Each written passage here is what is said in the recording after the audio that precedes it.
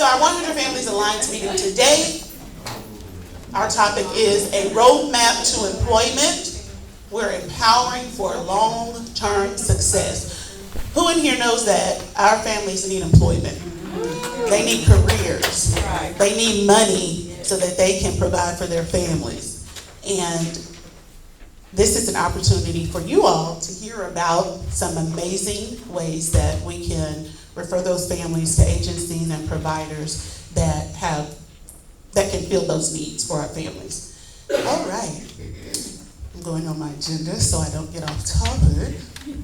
All right. Next, we are going to have some data presentation by Deanna Walters.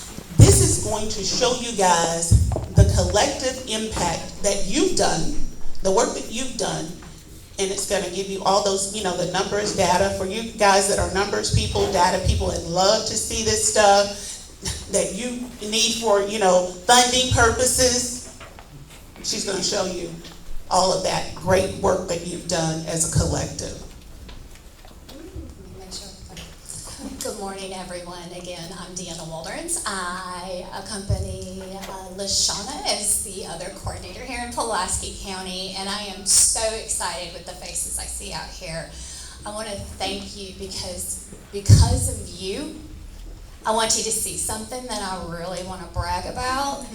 For the first time ever, Pulaski County is currently serving 305 active counties. You guys are number one serving together. Yeah. Our participants. Yeah. Sorry. Families and participants in Pulaski County. But here's what that also means.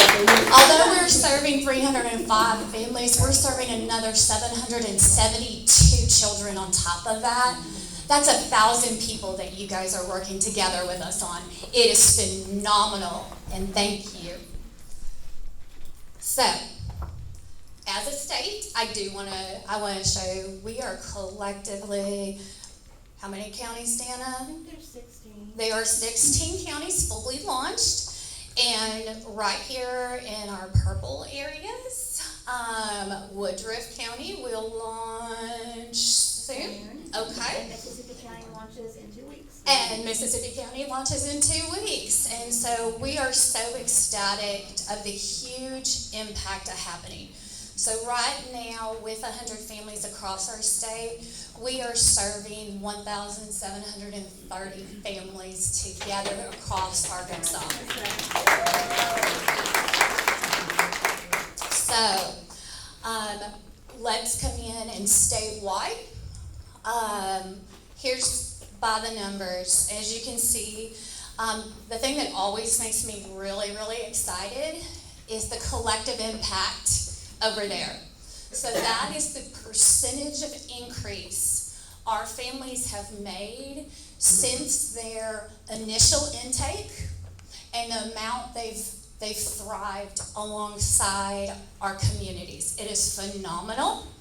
I do want you to kind of notice a collective because we're talking about employment today. Our statewide average is 47% increase in employment. And over here,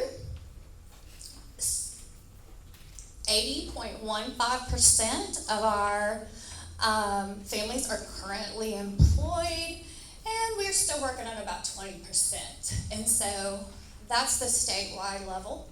Now, my fun stuff, because you all know Team Pulaski.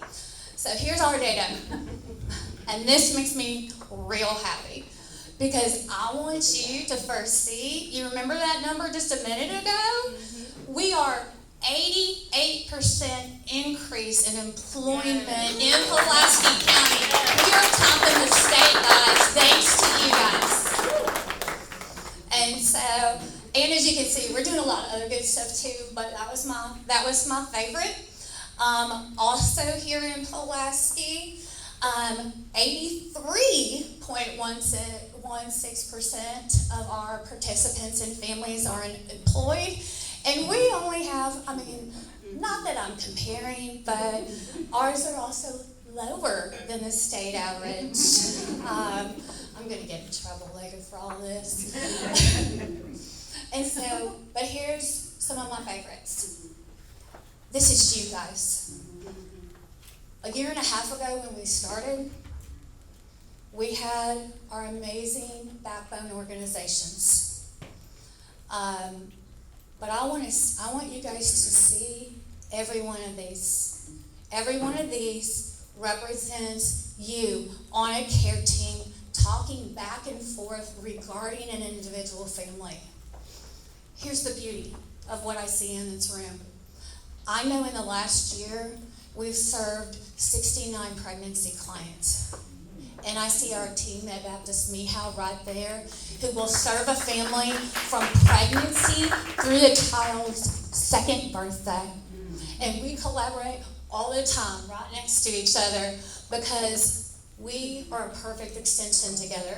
At the same time, we're also back to our employment, really excited on all the things. In the last year, that is 69 pregnant women that we've gotten to serve together.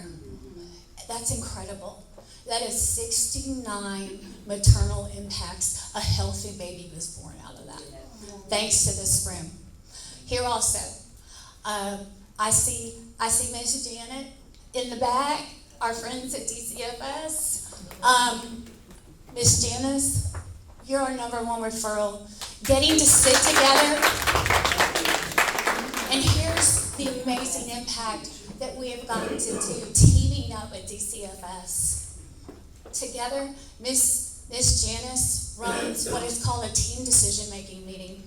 So this is before the referral. This may mean there's a potential that we may have to remove, but if we can get enough stuff together in this room, that family doesn't have to. Our advocates are sitting right in the room, right inside DCFS, meeting with those families, and we're keeping families together. Yeah.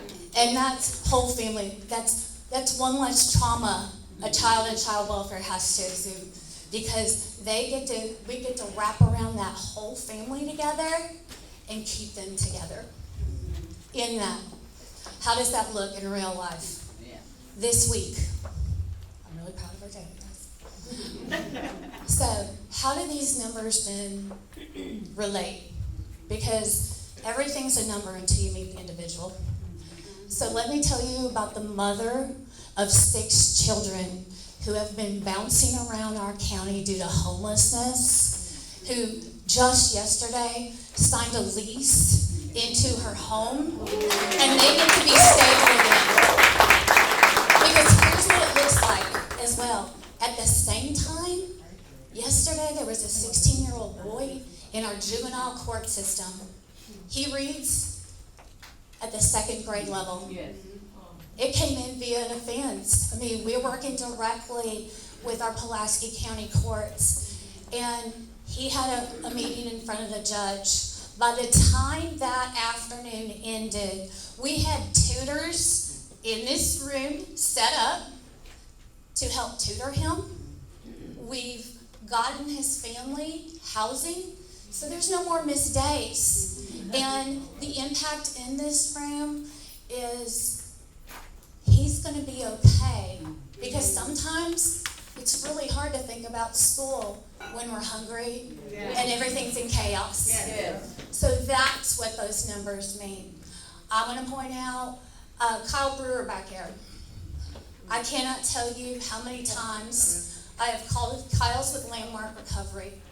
Landmark does an amazing thing in recovery. I can send him a message on Hope Hub at 8 a.m.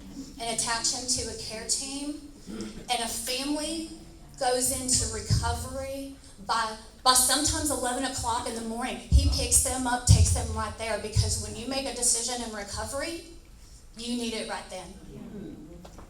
And so that's what this means to me. That's what this room means to me.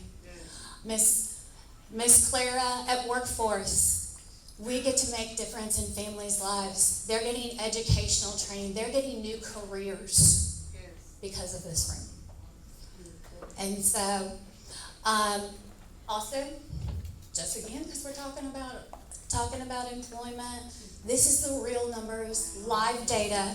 This is them in crisis, and this is now. Awesome. Look at this. Yes. We are making a difference in Pulaski together.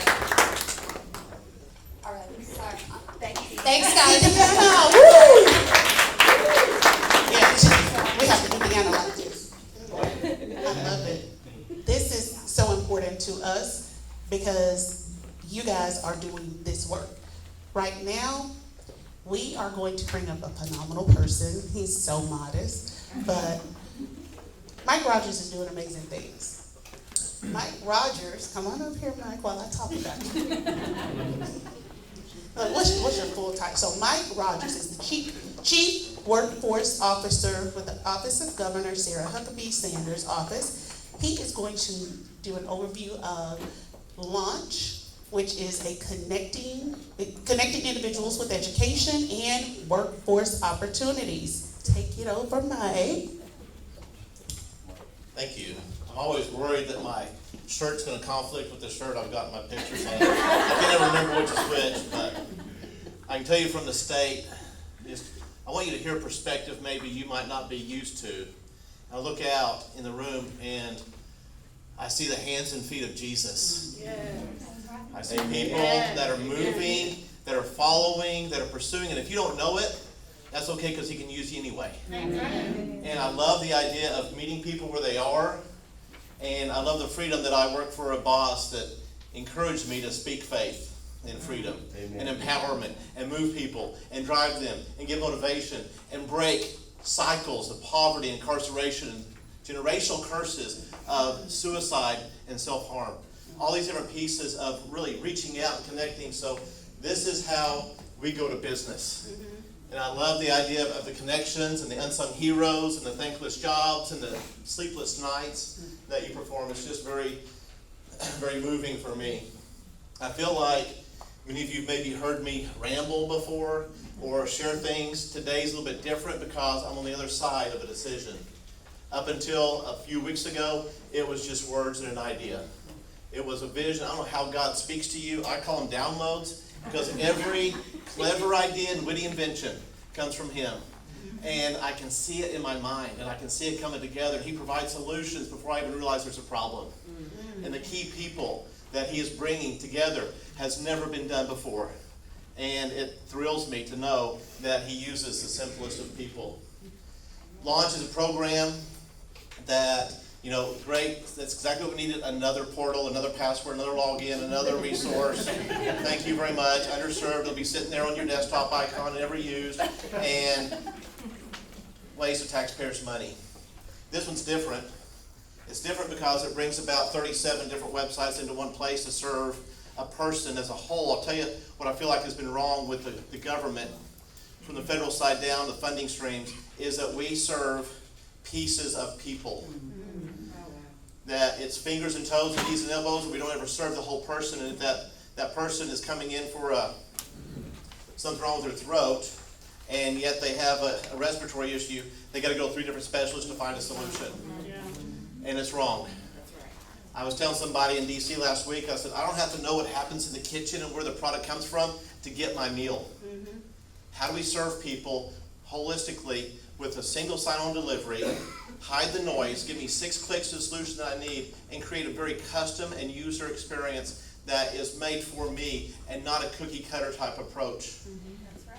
The last several years, decades maybe even, we have been routing people to what we call success, and it's a college degree. And if you don't want to find success here, then great, you can go to the military and find success. The rest of you, figure it out. And it's so unfortunate that we don't celebrate the way God has made us in a specific calling and purpose to exercise the skills and the talents that He's been given, because nobody in the room knew what you wanted to do whenever you were in the 8th grade. And this whole idea of being able to share what a specific user case, learn me, use me. So launch is, and there's a lot of words on the page, and I don't expect you to read it all, and maybe were the lights to dim here? Yep. Yeah. There you go.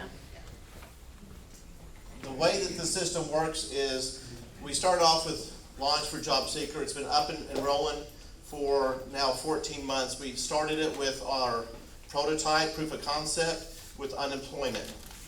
And Eddie's team, we're working on changing unemployment to reemployment because we don't want people to stay unemployed. We want to, okay, you're here, but how do you get back into the workforce? Unemployment is kind of a hard metric to follow because people say, oh, look, we have low unemployment, but those are just people actively seeking a position. It's not talking about the labor force participation rate, which Arkansas has a lot of opportunity with. But how does this kind of come together where the job seeker creates a intake, and there's 3 different ways. I'll kind of do a high level. Launch can be used to find a job. It can be used for an employer to find an employee. It can be used to find a service through common intake, or it can be used to find a training to get me the next place. It's not intended to be a site where I go into it once, get what I need, and leave. It is kind of a reoccurring all state services, whether it be through WIOA or DHS or any of the things coming out of incarceration or the military side with the National Guard. How do we create this one place that already knows me? How about the novel idea that I only have to give my name, address, and information once for every state service? How about the idea of a 360 wraparound where I can get referrals through a chat GPT that might nudge me, you may also qualify for? To actually guide people using large language modeling and some technology that we have to be able to create a digital twin, an idea of who am I digitally, so I can put that into the system that can tell the real me where to go find a job, where to find a training, where to find a service, and how do I start to impact the 13 social determinants of health. I think is the official. I call it the 20 barriers, because I've added 7 barriers to employment. That's all right. And it's things like digital literacy. It's things like access to PPE.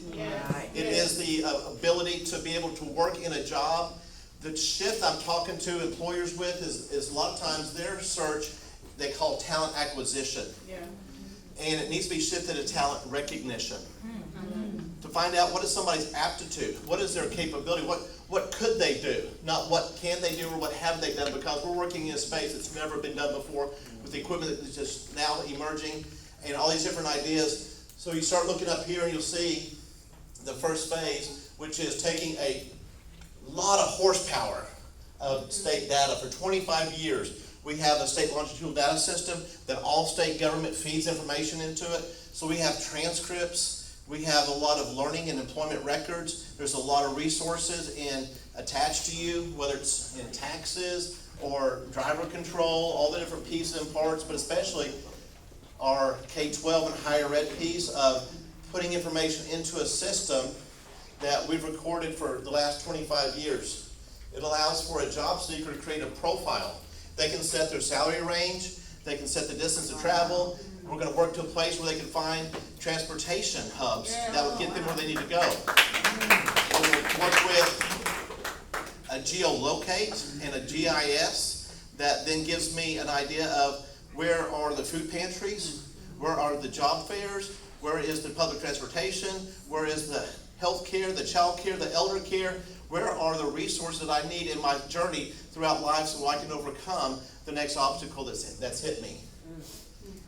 I want to finish with the first one. I know you're going to keep going back. Got the split now. We're back. Okay. The employer side, and this is a new thing. And I'll tell you, it's fresh manna from heaven because it's such an amazing idea that up until the creation of this program, the only way to find the job was for the employer to receive applications. Right. We flipped that bidirectionally where based on competencies, I need you to understand that knowledge is not the currency employers are looking for. You can know how to do something and not be able to do it. You can know how to do something and not prove you know it. The currency, in simple observation, is demonstration of the skill. If you can demonstrate it, I don't care where you learned it. Think about all the IT people that connect with audiovisual, and they might not even have a background or training or education or a transcript that shows but they can connect and they can see it and they can project it. And the employer doesn't care where you learned it. They just want to make sure you know how to do it. So we've got a system now that an employer can put in the top 10 competencies or 20 competencies. I want precision measurement. I need health and safety. I want to be able to see OSHA 10. I want to know this. The person applying for this job has the capacity, and I can invite them to apply. That's what, as a part of this, it makes it unique. And then the success side allows for them to be able to say, I am here. Think about I-30 corridor, on-ramps and off-ramps with mile markers. I can get to a place and I can navigate my career from that point and not have to go backwards. That I can validate my skill sets, I can use transferable skills. I might have been in medical and lost my job. I can go into transportation and transfer a lot of those skill sets with me. So breaking it down to, if I think about the muscle, the protein, the amino acid, and then build it back out. It's transferability of skills because it's competency based. Okay, I'll try to gas it. That's hard for me. It'll take a miracle. The next slide is going to show you. This is live. It's active. We've had 33,000 jobs posted currently. We're with the National Labor Exchange right now. The companies that want to post and launch their jobs automatically go to National Labor Exchange. This bi-directional, one function, multiple opportunities. It's not an easy button, but it allows for them to be able to customize their experience. So the launch for job seekers, build out the profile. The employers do the same thing. They have to be an Arkansas-based company. They have to have an EIN, and they start putting in some information. It takes between 5 or 10 minutes if they know all the information they need, and within a very simple data entry, they can create profiles and upload jobs as they go. We've got strategically, I have turned off employers outside of the state of Arkansas. The only jobs posted are Arkansas jobs. I have turned on job seekers across the nation. Any other state can see us and can come to us to find a job and employment. So we want to have that kind of bi-directional piece that allows for us to work it. So you can actually go online and look at, we have about 10 different domains. You can look at Arkansas Launch. There's 2 different ways. I'm going to get one of them off. One is just for job seekers. One is I make the choice of, do I want to find training, do I want to find a job, or am I an employer? We are currently building out as of July 1. This year we'll have launch for students. This meets the learns. I've kind of got a strategy where how do I get to a robust system that can weather the storm of the next election? How do I get to a place where we have enough KPIs, benchmarking capability, where the employer will demand that we use this system going forward? We've got to get past starting and stopping, and dislocated. So the way that launch for students will function and help work is every student that graduates high school in 2026 will have to have a profile to meet the qualifications of learners. Their community service hours, it'll be their student success plan, it'll be all the parts. So I'm able, as a state employee, to drive foot traffic to this is how you get that service. We're doing it with UI. We just added Medicaid, which added a work requirement. That kind of freaks people out to say work requirement, but it does allow for staying at home with your children, community service, or a part-time job. And it moves people from the entitlement to the empowerment. And incentivizing that, not to take away very precious and timely need of support, but to put some onus back on them. So we've got the SNAP ENT added. We're working really well with a lot of the intake forms. We were able to work with Eddie's team. And I'm talking about the guy in the back, just in case you don't know who I'm blaming on all this. Eddie inherited a broken system that started with the federal level of reporting, and it was golden handcuffs. Maybe it was bronze handcuffs because there's not a lot of gold there. And they had to jump through all these barriers and all these hoops and all these challenges and all these issues that we're working not only on WIOA reauthorization, we're working on block grants, we're working on trying to develop metrics. We're ahead of the states. We want to have total ownership and demonstration of capabilities and give us what we need to do it, or we'll go somewhere else to find it. How does that work in our state offices? A lot of our state offices and some amazing people that work at DWS across the 10 different local offices and within the state. And a lot of their time is burdened by administration of work, and they can't build key relationships, as in the speed of trust, to meet people where they're at. They do that on top of everything else, but that's their after-hours work. And they're so inundated with all of the federal requirements of reporting and redundancy and duplicity and non-value-added activity that it holds them hostage of serving people in Arkansas. So we've developed a common intake form, and the common intake form is called CIVA form. We're the first state in the nation to use it. It allows for 12 questions. I enter it once, and every other form I fill out will be auto-filled with this information. And it starts to route services. It does not determine eligibility, but it minimizes some of the different time delays that would take to get services. Some of the different title projects with WIOA might have required up to 170 questions to determine eligibility. We've reduced it to a common intake of 12, and then route me to, I don't have to fill out 170 questions and find out I'm not eligible. I can get to 12, and then it starts to guide me. It's the same information then for SNAP, ENT, TANF, the different agencies. So my role is unique. There's not another person in the nation that has a role like mine. Even though Connecticut's had a chief workforce officer, they work within a secretary. I work with 8 secretaries. I added one 3 weeks ago, and I asked my boss, I said, hey, I want to add somebody to the workforce cabinet. She said, who? I said, the National Guard. I want to tag on my cabinet. She said, good idea, add them. Wow. So today I get to work with commerce, corrections, education, human services, labor and licensing, transformation shared service, veteran affairs, and the Army National Guard. 5,700 people that are part-time underemployed. And they're doing jobs that don't line their MOS or AFCS. Yep. They're doing jobs that don't contribute, that don't add because they can't find the area. So the way that we're working, that piece of, I'm here, I think I want to go there. We're doing a lot of career navigation, I've consulted with Edge Factor. We connect back to National Labor Exchange, but also the ONET, which gets me to SOC codes, and we're converting the course code, CIP code, CIP code to SOC code. So my constructional, or my curriculum number rather, into my occupational code, and align those things so that Access was a new bill that's recently been signed that allows for us to standardize course codes, which means if I took anatomy and physiology at this school, it's anatomy and physiology at that school. I don't have to go back and do it again.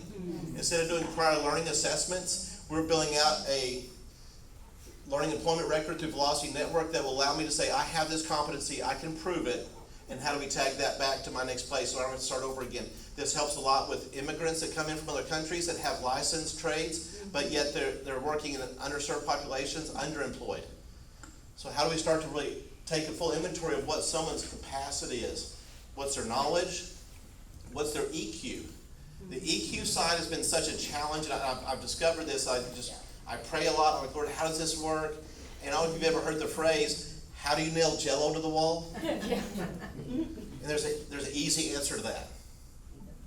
Leave it in the box. If we can capture it. So this latency of conflict resolution and communication and interpersonal skills and how I navigate myself with empathy in different parts of really who I am, which can make or break me in a career, we've not been able to measure. But yet if we embed that in all the curriculum across our network of K-12, CTE, higher ed, and start having people say, I have seen Jarethan demonstrate conflict resolution. I have seen Jarethan show time management. I've seen the demonstration of his skill, and put a badge on their transcript that says that they have the 80% pass rate of demonstration of competency of EQ. It unlocks the future. The idea of being able to take what is a person's aptitude, what's their personality, how do they think, how do they reason, how do they kind of conduct themselves. That's a big piece of using ASVAB and some other determinants that allow for us to know more about people, to be able to guide them to a career. That sets up in a lot of different ways. And the fourth part, which I'll be super excited to share with you, about this time next year, we will be formally getting to a baseline of creating launch for providers. Yes. It's the fourth piece, because there's a lot of places that an Arkansas resident doesn't need the state government, thank you, nor do they trust us. I can't even trust myself at this point. So how do we get to the place where they are served? I just need a queen-size mattress to keep my kids in and out. I just need scrubs so I can get my CNA. I just need to find funding or whatever I need for an education and scholarship. How do I fill out the FAFSA online with Civiform? How do I get all my applications to higher ed? How do we start funding short-term credit? How do I find a job after 4 weeks of training because I can't put my life on hold to make the ends meet my money? Those are all resources, a lot of different things to say. I've got 15 minutes I've already exceeded, I believe. But I pray the Lord's blessing, His anointing over your work, that you be validated, empowered, and that God meets you where you are to meet others where He wants them to be. And I thank you for your work. I failed to mention that he really is a pastor too. No, he really is. He is a pastor. So now the preacher came out of him. But thank God for you, Mike. We are now going to ask our panelists to come up. So Mike, you can stay. Jarethan, Mr. Dukes, come up. Edie, come up here. You guys, this is a power team because they are actually partnering with this whole launch thing. I'm not gonna do formal intros. I'm gonna let you guys do that, and then we're gonna get into a panel discussion, and after that, we're gonna have a little Q&A time, and then we're gonna do some takeaways. How about that? Wonderful. All right. So we're gonna give them the mics so they can introduce themselves, and you can kind of talk about your partnership. Okay. Well, I've got the mic, so I'll go ahead and start. How about that? Great job. Thank you all so much for being here, first and foremost. We are so excited. Just Goodwill Industries of Arkansas serves all of Arkansas. I know our president and CEO, Brian Marsh, back there is working hard across the state to ensure that, we've got all the resources that folks need, and I'm so grateful to 100 families and so grateful for all of you and the work that you do and just what your hearts come to the table with. It just shines through. So I wanted to start with that. I'm Edie Stewart, Senior Vice President and Chief Mission Officer here at Goodwill Industries of Arkansas, and oversee all of our mission programs. So real quick, just wanted to talk a little bit about some of them. We have Arkansas's only adult high school. We serve students 19 and above. So those students that have been left behind, that dropped out typically at 16, they're coming back after trials and tribulations. And we have opportunity at the Excel Center. I'm going to let Jared talk a little bit about that, for folks to start again, start fresh and get that high school diploma. We know it still can be a barrier to some jobs. It can still be a barrier to some training programs. So we work to ensure that anybody that wants a high school diploma, we have over 300,000 Arkansans without a high school diploma, but we work to ensure that they have that opportunity at our site here in Little Rock, and we have a site in Springdale. We're looking to expand to 3 additional sites across the state as well. Other programs that we have include our Academy program, which is our skilled trades program. We really have focused on 4 areas. So, 4 big, we call them big 4. Welding, construction, medical assistant, and pharmacy tech. Those are kind of our big in-person programs that we're working pipelines for to, Mike touched on it, underemployed or unemployed. A lot of folks that are in our Excel program are concurrently working at the Academy on an industry recognized credential. So our goal is a job. Our goal is employment. And that is all of the folks we're serving, that's their goal as well. We also have a reentry program. I've got our Director of Reentry, Stephen Vaughn, here. Sorry. They're so mad at me right now. But again, this program is across the state. We're working to grow that footprint as folks have come out of incarceration.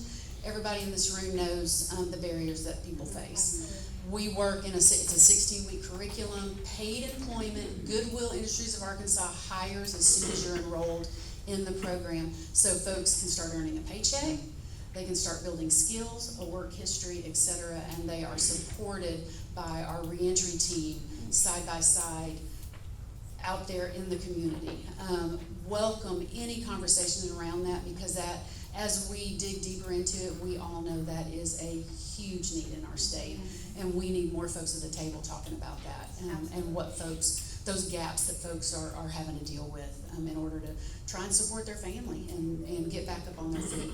Career Services is another area of our mission program, and those we have career centers across the state with career navigators in there, and that has been, especially with 100 families working as part of that case management.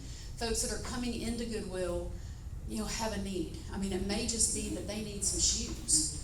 Well, we have career navigators there that are able to talk to them about, tell me a little bit what else you might need.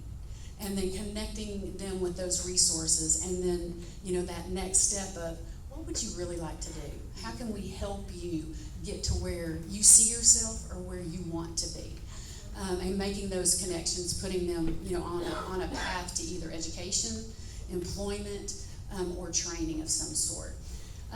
Disability services, we've got a whole host of programs that fall under that career services piece. And we really work with our employees as well. We look at our employees in our Goodwill stores.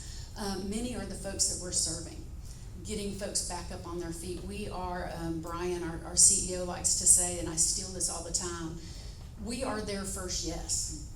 So we say yes and open the door and say, how can we help you?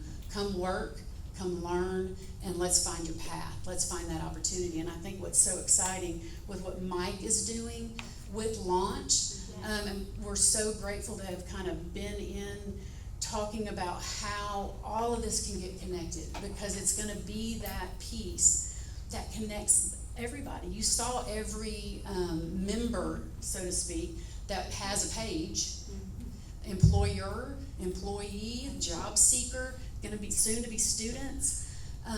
All of us are going to be basically at the table in the room via Launch.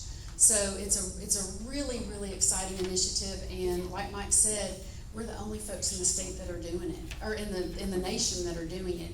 And it is honest to goodness something we need to be very proud of, and ride Mike's coattails on this, because it is an exciting piece. I was just talking with some folks about a pilot on badges, and brought up Launch, and they're from out of state, and that's all they wanted to hear about. What are you talking about? We've never heard of such a thing. How do you have all these people working together on one thing? I'm like, well, we're a great state, so what can I say? But anyway, that's just a little bit about our mission programs. We are all, Goodwill funds all of that. So thank you to everybody that donates to Goodwill, that shops at Goodwill. 96% of our revenue is what funds all of these mission programs. So thank you, and thank y'all so much for letting us be here. We are super grateful. Thank you. We love Goodwill. Mr. Dukes. Jared. Thing working. Yeah. My name is Jared Dukes. I serve as the Vice President of Education and Training here at Goodwill. So I support our academy, which is our trade school, as well as our high school, which is the Excel Center. And once again, really happy to be here today with 100 families and get a chance to learn about you all's mission and the impact that you all are having.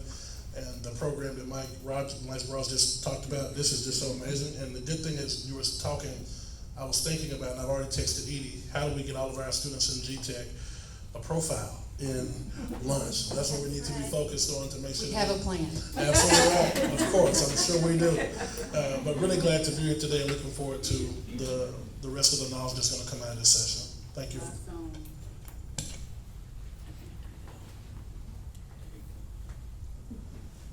I want to open my part up to a question, so I'll bring the microphone to you if you have a question. Run. Christy Eisen with Food Jobs Work, and I just want to say right off the bat that within days of launching, I got a referral, I guess, a student to my program that has just seen it there. So I just wanted you to know that. It's already working. It's already working. You did better. And then, so as far as WIOA funding and things that fund things like ours, is that already live? Like, can somebody go ahead and start filling that out to see if they qualify for funding? Yes, Civa form would allow that routing. I'm sorry. Let me get a microphone so. I just turned it down the Okay. reverb. WIOA has started to use the Civa form piece, but it's not fully integrated. It's that fresh, it's that new. I think, Eddie, do you know the date of when we have the training for the local offices? Yeah, I talked to Robert, and we're still trying to nail down a date. But I'm sending you a text now, so I'll see if I can get you to meet mine tomorrow, and so we'll see. Okay, it's not looking good. All right. But that, we are right there on the edge. A person can use Civa form today, and it will start working behind kind of the background architecture would route them there, but they're not gonna necessarily be guided that way through every workforce office today. But it's coming. So great question, thank you. Anyone else? I had a question. So, Give me just 1 second, let me get across so we can. Or Now, just speak loud, just speak loud. That. Yeah, just speak loud, So- we're good. The ASVAB, right? The ASVAB test, you take it and it gives you a number. It says, oh, you got 75. Well, now you can be a chemical, biological, radiological, nuclear specialist in the military, right? If you say so. That was my MOS in the National Guard. And I was wondering, how are you going to try to get that personality factor involved in the launch program? Did you also take the TAPAS and cyber assessment? No. So TAPAS is the military's version of personality. Cyber would be the Microsoft Office suite of digital literacy, and they have a combination. The way that LEARNS is written, the secondary and primary legislation for K-12 is that there are 3 different types of diploma: a diploma of distinction, diploma of merit, and diploma of valor. So it depends on whichever type of, okay, I took the ACT because I'm going to college, great, but the ASVAB for somebody who's going to a trade school could be just as important as the ACT or the SAT. And that way they can start to do that. In fact, I'm working with Brigadier General Tagg on the General Bridges to get ASVAB put in every school, and not just for high schools, but also for adults up to 45 who could still enlist in the services.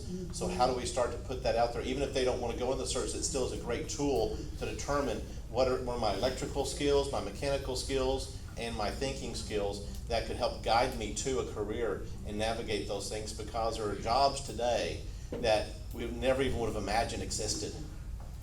So, great question, long answer. What would you guys say is the biggest challenge for Arkansas job seekers?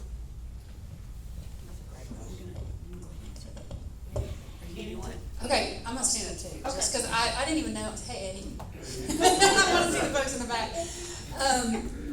For me, and this is just me speaking, so obviously the rest of the panel can mention, their thoughts. My thoughts are, from a barrier perspective, I would say background, big barrier that we see, childcare, huge. Yeah. And then education, knowing, what those skills are. When I say education, I'm using that broadly. I don't mean, education in a classroom. I mean those types of things that can be counted for prior learning. I mean those things that can be, a quick certification process, as well as education, formal education, if you will. Other thoughts? I'll add to that too. I think a challenge is also with that for job seekers is awareness. I think a lot of times, even with students that we deal with, they don't even know what's possible. And I talk to a lot of people, and I say a lot of times, people drive past houses all the time and see signs for sale, and they'll never approach to buy a house because they don't think it's possible. They don't know really what it takes to get it done, and they could be sitting there with a 700 credit score and just not even know what's on the checklist to get it done. So when it comes to job seekers, they don't know that, for a job, what are they looking for? I may have the skills, but that may be too far. They're looking for a master's degree. But as you just said, now we're taking that out of the equation and really highlighting what are those essential skills. That's more important than your degree, because it doesn't matter if you learn how to do audiovisual through a church. But if you have the skill to know how to do it, that's all the company is concerned about. So I would say raising awareness, and I think that a good thing about this site is it's going to pull all those pieces together. So having that awareness to be able to say, okay, I need a job, but I don't have my degree, but I need training. Okay, what if I see the checklist and I'm missing one piece? What if I need a welding certification? What if I need 24 community service hours? Or what if I need this small piece? Hopefully this site will be able to pull those things together for people to be able to go and get that piece they need and get that employment. But in addition to all the things that Edie said, I'll also say that the awareness around what it takes and what a job's looking for. Jobs have to be better. I'm gonna be honest, some employees, when we read these job descriptions sometimes, they're asking for a lot of stuff that's not even needed for the job. You want a master's degree for somebody to come in and open doors and turn on lights. A lot of that stuff, and we have to rewrite job descriptions to really fit what's needed for the job to be done at a high level. Because then you wonder why you're hiring people today and firing them tomorrow, but wait, I fit your job description. So what was the real issue?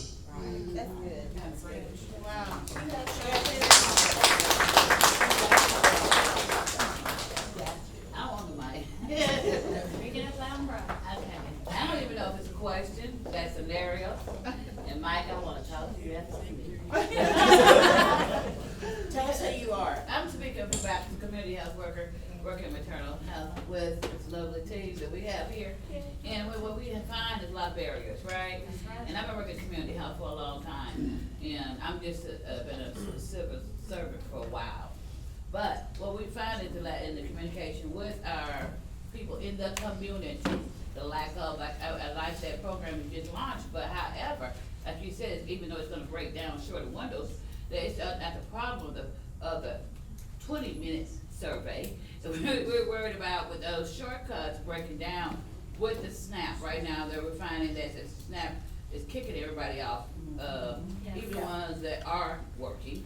Then the mothers who, they're, critical care because they can't go to work because they don't have they can't get support with, daycare. Our nurses, our doctors, everybody is getting in crisis with that.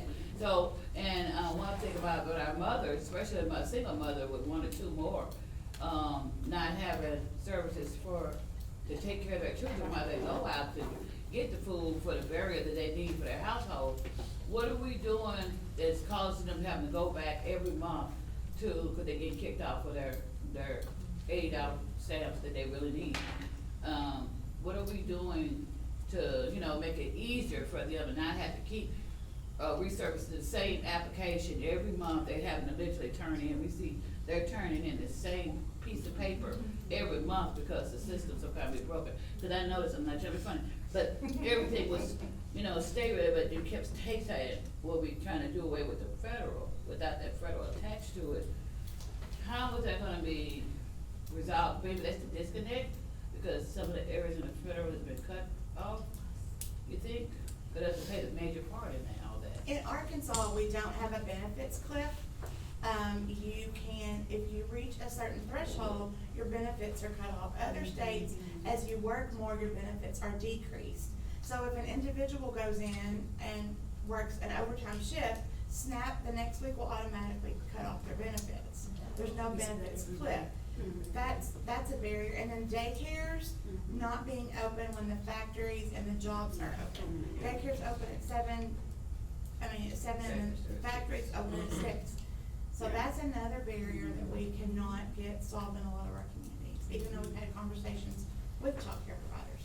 We just need them to get daycare for their children and open up the education. We got a big piece with our mothers, trying to get want to get stable. If they need the education, need to be able to go either get a trade or a job and make sure their kids are taken care of at the same time. I don't have an answer, except to say I am listening, I understand, I will have it on my radar and route that conversation. There will always be something in the way. There's always issues. My strategy and call as a kind of a one-man band is to coordinate resources that exist and get that foundation first. I think that what's great about My 100 Families and Goodwill and other community-based organizations and private philanthropy is there are resources and network within a community that people don't know about. Let's leverage those first, connect those people, and help find ways to get to that sustainability, the survival to the thrival. How do we get to thriving in the community? And as far as what you're describing, I don't know how to answer every single pitfall I know, of I the barrier, get it. but I am listening.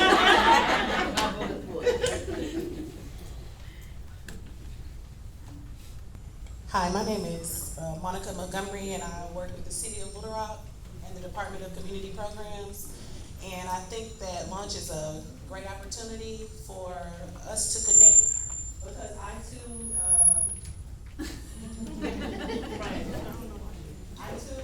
am working hard to collaborate with partnerships, because I am over the summer youth employment opportunity with the city, which provides meaningful opportunity for kids ages 16 to 21.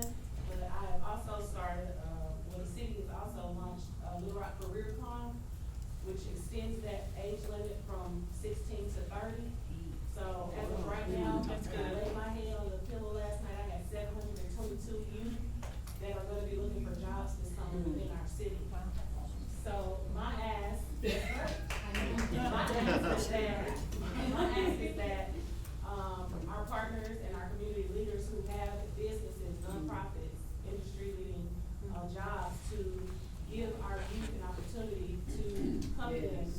start the pathway through summer youth employment that will then dive into pathways through, industry leading companies, wellnesses, different jobs throughout the city, and possibly through the state. So I'm looking forward to speaking with each of you to see how we can collaborate on a city level, because I have access to all of the residents within the city of Little Rock. And when I say residents, I mean youth ages 16 to 30.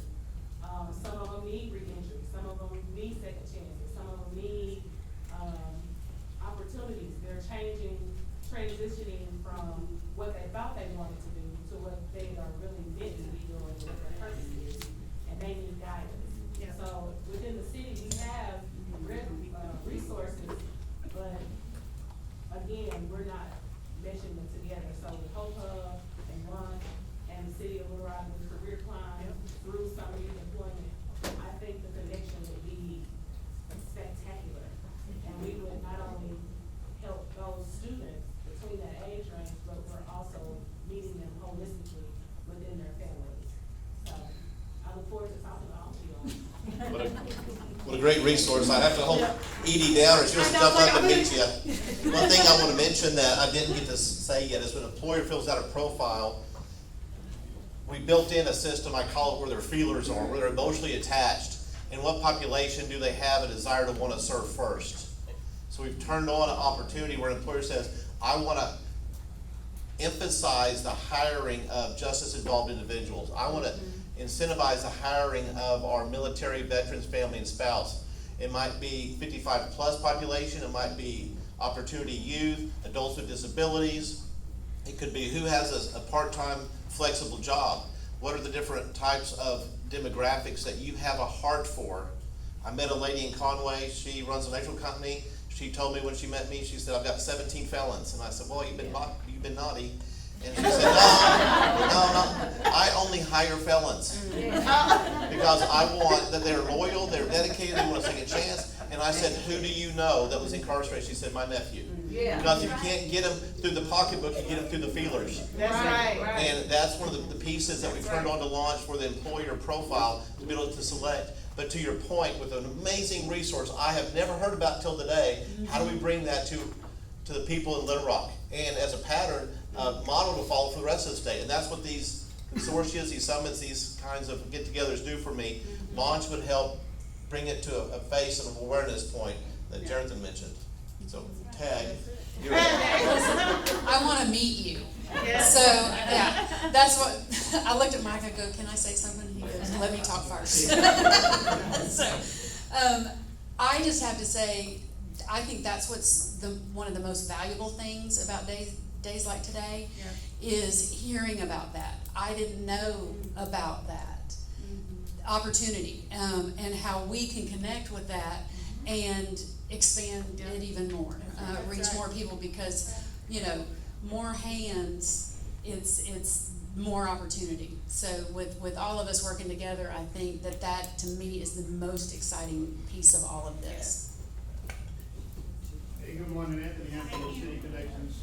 To the lunch, what opportunities are available there for employers besides them just hosting their opportunities to use that package?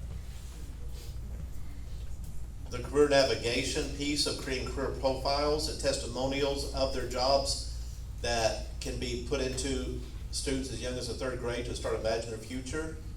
So I'm asking employers that are open and willing to be able to let a digital creative team come to their site, interview people, to be able to bring that awareness to people. That's there today. Whenever we get the launch for providers built, they'll be able to do everything from connect with a nonprofit or to engage with a community-based organization, to use their foundation, philanthropy money to be able to do different things, so awareness. Those things are coming, but today it's primarily, I had to start with the love connection. I had to start with getting people into a lifelong relationship with their employer.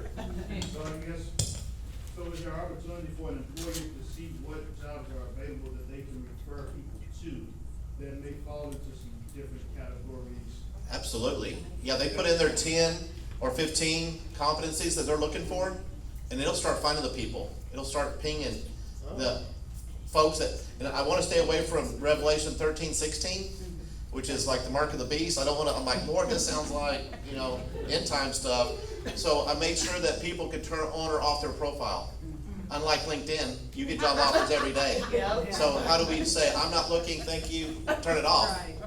That part would be able to allow people who are actively searching to be invited to receive an email about that position to apply. Maybe being missed. I'm sorry?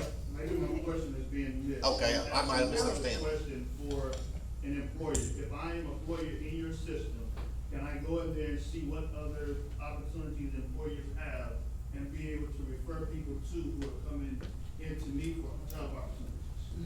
That makes sense? Yeah, I understand better, thank you. Not an employer, but what we call a trusted intermediary. You may call it life coaching, it may be a career coach, it may be a community navigator, that those people can help identify and route people to jobs, but an employer isn't gonna be refer another company career. So how does someone become that?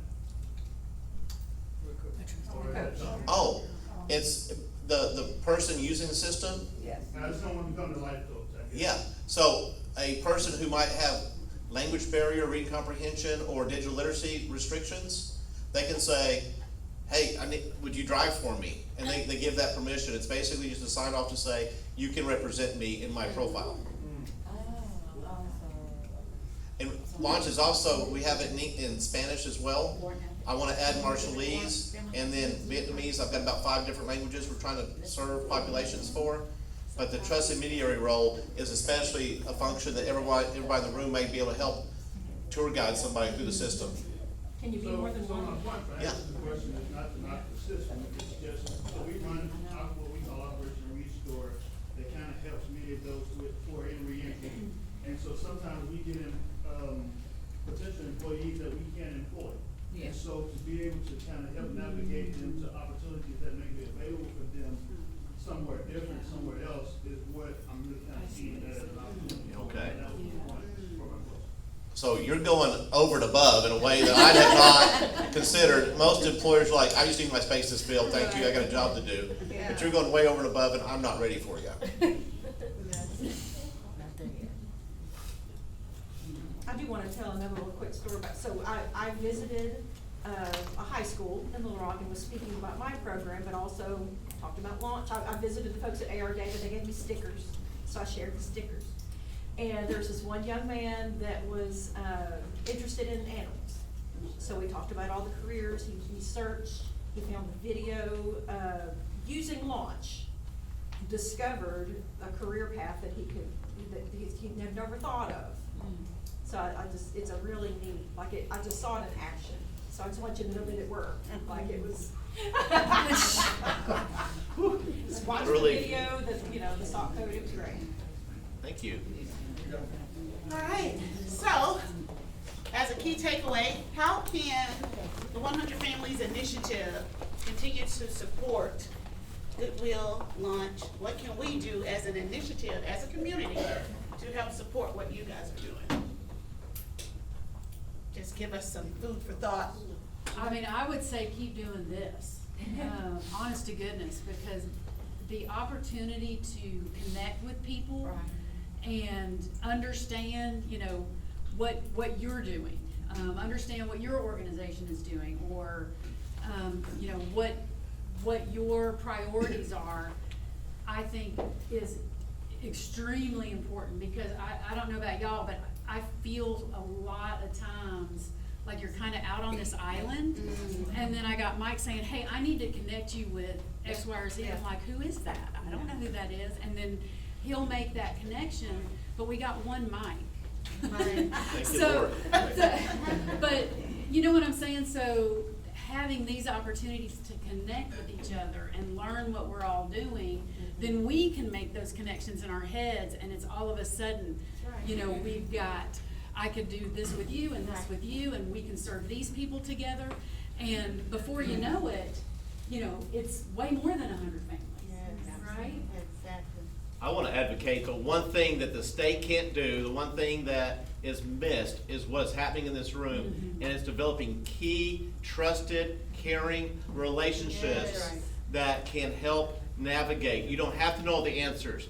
Loving people, meeting where they are, caring about them, casting hope and vision, and walking through life with them is imperative. And so thank you. And I think, just to piggyback off of that too, I mentioned, you sometimes feel like you're on an island. Not one of us is doing everything. So I think it takes everybody working together to, ensure that everybody is met where they are and has the resources and has the opportunity in front of them.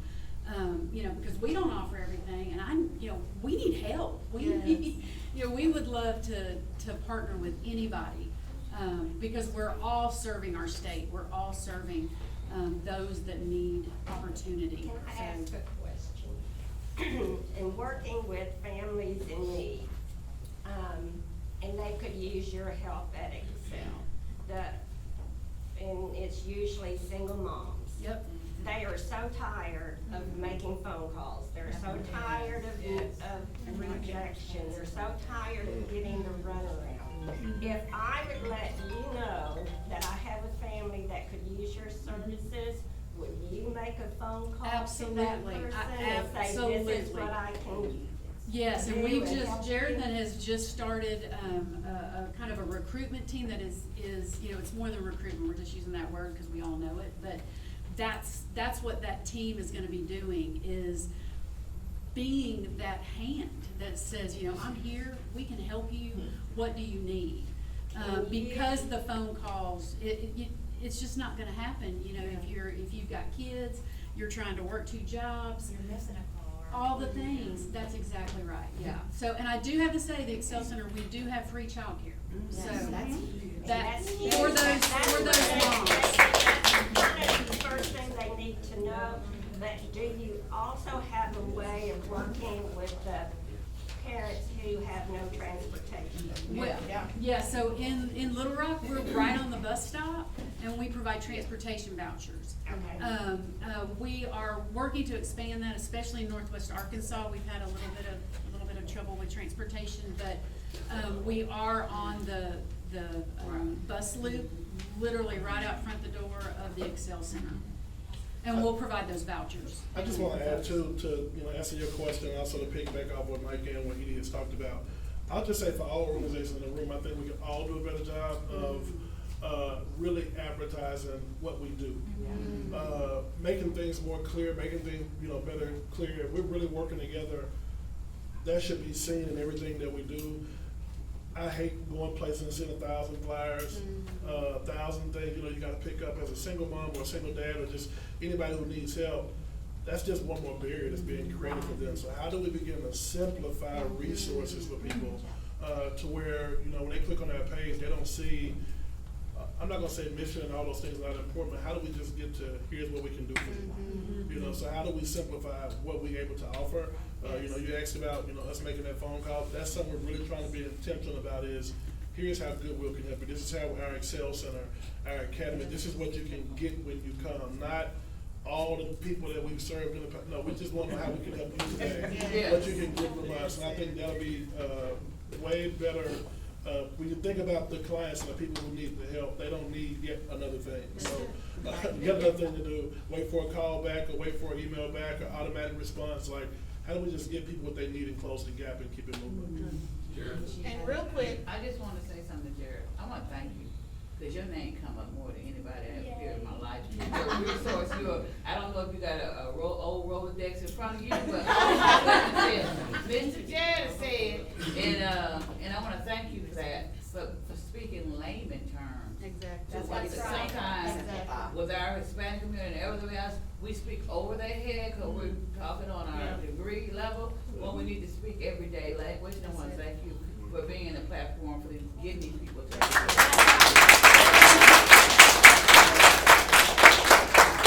Another thing, and this ties into everything that's been spoken about, nobody has to do this alone. Making sure that our life coaches know what each of your group does, so that when we've got a student that needs that connection, that we immediately connect them with you, because that disappointment, that barrier of, I've gotta go somewhere else to get this, is critical, and that completely takes the wind out of someone's sails. I'm tired of going somewhere else, I'm just gonna go home. Yeah. So Yeah. that's critical, so Yeah. making sure we make those connections, goes back to what Edie said, what Mike said, what Jonathan said, making sure that these things happen, but we share and build those bridges, because we don't have to do it alone. Absolutely. So, that's critical. How many of you are on Hope Hub? Can I see a show of hands? That's what Hope Hub provides. That's what Restore Hope's 100 Families Initiative provides. You guys, the community, you're providing the services. 100 Families Initiative provides a platform for you to do just what you just said. If you're on Hope, now you know. Now I know, yeah. If you want to get trained, I do the trainings. Show the trainings flyer real quick. You can be a connection provider or a point of contact provider, which means as a connection provider, you can be added to the care team. You do the referrals, you can be added to the care team because you're providing the services, and the services that you need are in the community. You can follow that family from their crisis all the way up to thriving to a career. If you want to be a point of contact provider, you're the point of contact. You're doing the assessment in the 13 areas of social determinants, and you are building that care team of the services. We're not trying to duplicate services, guys. We're trying to bring everybody together to collectively make an impact in the lives of families. We will have another alliance meeting next month. You will get an email from me because y'all gave me y'all email. I won't spam you though. But seriously, this meeting here as well, I'll be reaching out because we're gonna have a career committee. That committee will work specifically on careers for families, to help families. So look for an email about training, if you're interested in getting on Hope Hub, to collaborate, to help families move from crisis up to thriving, ultimately to a career. Look for an email for, about the next alliance meeting to come together again. Bring somebody with you. And look for an email about the committee. So we got committee, we have training, and we have the next alliance meeting information. Okay? LaShawna, how about we combine that in one email? No.